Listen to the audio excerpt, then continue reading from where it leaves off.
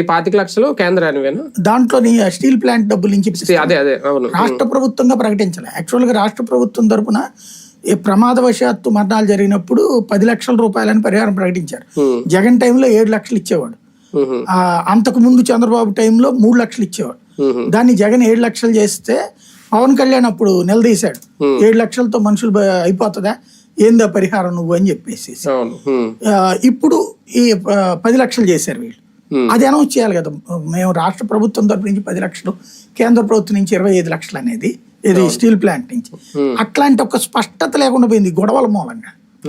జరగాల్సింది ఏంటి, కేంద్ర ప్రభుత్వం 2 లక్షలు ఇస్తుంది, వాళ్ళు 25 లక్షలు స్టీల్ ప్లాంట్ నుంచి ఇప్పిస్తాం, రాష్ట్ర ప్రభుత్వం 10 లక్షలు ఇస్తామంటే అది చిత్తశుద్ధితో ఉండేది. అది లోకేష్ చేత చెప్పించి ఉండాల్సింది.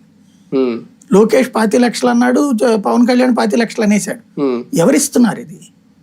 రాష్ట్ర ప్రభుత్వం కాదు, స్టీల్ ప్లాంట్. అది వైబుల్ కాదు కదా, మీరు కాదు కదా అది. సరే అది బీజేపీ గవర్నమెంట్ కాబట్టి అదే వాళ్ళు అక్కడ ఓకే అంటారు కాబట్టి చేస్తున్నారు. మీ కంట్రిబ్యూషన్ ఏంటి ఇక్కడ? వాళ్ళు రాష్ట్ర ప్రజలు, రాష్ట్ర ఓటర్లు కదా. అందులో చనిపోయినటువంటి అతను ఒక అతను అయితే పవన్ కళ్యాణ్ వీరాభిమానట, ఇంత ఏదో నువ్వు పచ్చబొట్టు కూడా వేసుకుని ఉన్నాడట చనిపోయినటువంటి అతను. నిన్న ఏడ్చుతున్న అతను చెప్తున్నటువంటి మాట వాళ్ళ బంధువులు. కానీ ఇలాంటి సమయంలో కార్మికులకి ఒక భద్రత, ఒక భరోసా